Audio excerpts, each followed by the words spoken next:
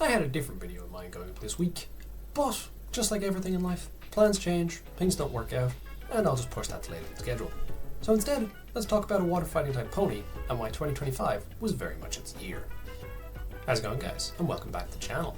Today I want to kind of continue on from my SV recap from last week and talk about Keldeo and why Keldeo had such a fantastic year and went from basic obscurity to becoming a mainstay and one of the premier Tera captain threats.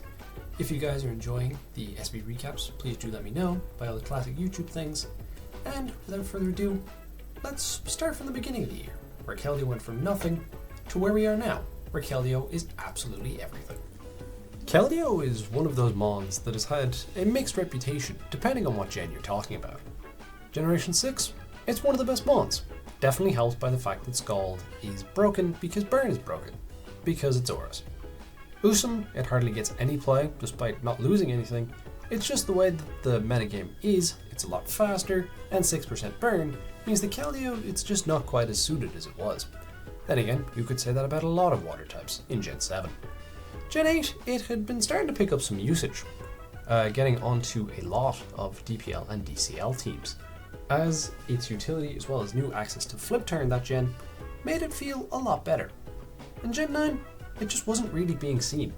It was outclassed by a lot of other water types at the time, and even with the addition of Vacuum Wave, it hardly got any play.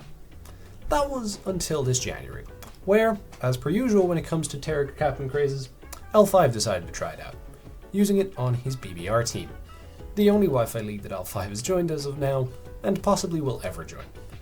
The team was interesting.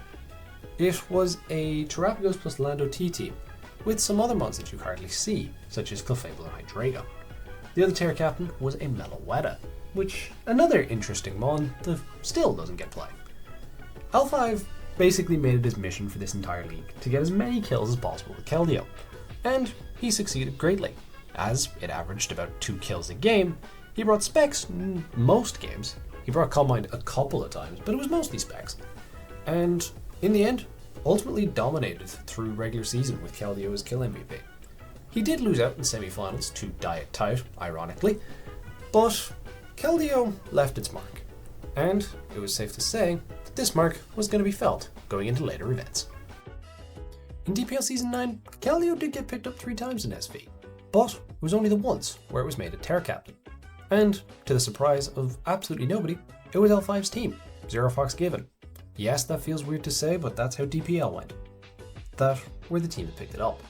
This was the beginning of the very established relationship that it would have with Meowscarada, which just seemed to be the perfect partner for what it needed. The opportunity to get in and break on stuff like fat steals, perfect times to getting Keldeo off of a U-turn. Struggles with bulky waters sometimes, even though it can just break through them if it wants, Meowscarada's there. The two of them have a really good understanding, and you'll notice that as a relationship as the year goes on, as we talk through even more drafts. The other 2 Keldeos did relatively okay, both of them in the regular forms. There was one on Trig of Eye, on a team that went evens, and the one on Balliol World Tour we don't talk about. Whereas the Tera Keldeo, like I said, the team went 5 and 3.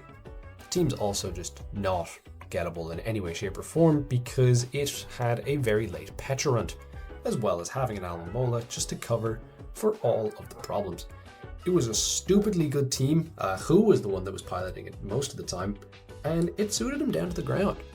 Having that breaker that he really enjoys with Tera access, Keldeo fit the bill.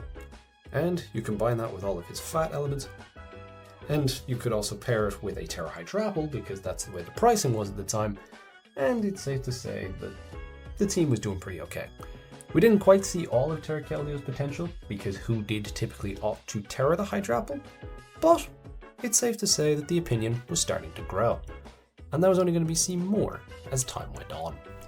The combination of Keldeo and Hydrapple was legal for a little while longer, getting use in Ghosting Tour, which was my only experience using Tera Keldeo, but that event did not last as long as I would have liked, so we're going to quickly gloss over that. And from there, Keldeo received a price hike, going from 12 points to 14 points, prior to DCL. DCL was the event where it well and truly took over. It got drafted as a Tera captain in every single pool, putting it on the same pedestal as the big three, aka Torrentee, Raging Bolt, and Terrazarud. And for every single one of them, its drafts outperformed it. You look through these DCL teams that it was on. Tacticians, it was a Meowscarada Keldeo team with some other interesting threats. The team went 4-2. Armory, the one iteration that did not have a Meowscarada, instead going for Terrapagos Lando T, as L5 did a semi-recreation of his BBR team. The team went 4-4, which is still pretty good for a team tour. Alliance also had a Meowscarada Iron Treads Keldeo team. Went positive, even though Alliance finished as the bottom seeds. Judgment Day, Meowscarada Iron Treads Tera Keldeo. Team went 7-2, Agency used the team phenomenally well from beginning to end. And then, finally, Yoshi's, who, even with their not great start and not making playoffs in the end, Meowscarada Garchomp Tera Keldeo went 5-2. I think the pattern is pretty clear to see.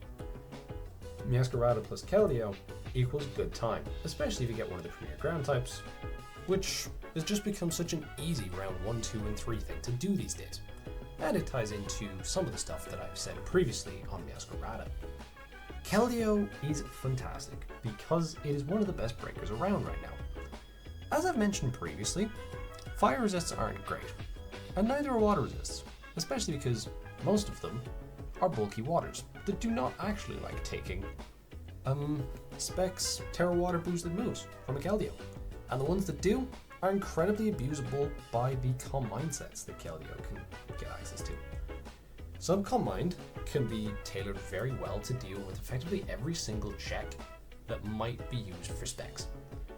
So if you design it to where a sub can't get broken, you can very easily get multiple Calm Minds, and if you stay clear of the Encore users, can just snowball. You combine that with the potency of Specs, as well as the other utility options that you kind of have to somewhat respect, even if the other two things are far more likely, and you just get yourself a fantastic Mon that has cemented itself as an absolute staple in the metagame. It's safe to say that it turned into the perfect Meowscarada partner, which does make the Meowscarada teams a little bit boring these days, but there's nothing you can do, because when you look at results like that, you really can't deny it. It wasn't only at the highest level that Keldeo was seeing an incredible amount of usage. You get to Seasonal, the biggest event with the most players, and it was a top 25 Mon, getting taken in 46 out of the 72 pools. You break that down into just Terracat in usage, and Keldeo's fourth with 41 uses, which is a hell of a lot of Tera Keldeo for one event. I have already talked about how Wildcat Formation made finals with a Tera Keldeo, with that surprisingly not being with a Meowscarada. It was a breath of fresh air. It was Terrapagos Roaring Moon instead. So much difference, I know. Really, really different. But it was still very clear to see Keldeo just is the way that it is. And then you look at Circuit at the end of the year, and it's more of the same. I'm sick and tired of talking about this. Why was every single draft pool just a goddamn Meowscarada, Tinglu, Tera Keldeo? It's super boring. I get that it's really good, but yeah, no, it's boring. And so here we come to the end of the year, or should I say, the start of the next year, where Keldeo has been voted Mon of the Year. And I don't think anyone can have any sense of complaints. Coming from its position of relative obscurity at the start of the year, to now being one of the biggest threats in the entire meta, and has safely put itself in the same echelon as the big three, which I now kind of call a big five, but the fifth one's debatable, so we might as well call it a big four. Keldeo has absolutely deserved it for its performances this year, and let's see what's in store in the future, or in later metagames, where things might take a bit of a turn. In all honesty, this is probably the shortest discussion video I've ever made, and that's probably for good reason. Obviously, the short turnaround time, but at the same time, it's probably one Mon that doesn't need a hell of a lot discussed about it. I could obviously sit here longer and list out all its possible options, but these days you really only see 2 sets. Maybe 3, because Scarf might come sometimes. Highly unlikely though. So, there's not a whole lot to talk about. It's just how Keldeo is fit in at the right place at the right time, and has become the ultimate Meowscarada partner, provided that you have your top tier ground with it, which has predominantly been tingling. So, you know, I can only talk about that for so long without going insane. I hope you guys enjoyed this little short recap. I might try some more shorter ones in the future, just going over some maybe slightly smaller topics or easier ones to go through, because I think they end up with a fairly digestible video length time that could be quite nice when you balance it out with the longer content that I typically do. So, I hope you guys enjoyed that little Keldeo breakdown and why it deserved to win Mon of the Year, and I shall see you guys next week, where I have some plans. Peace.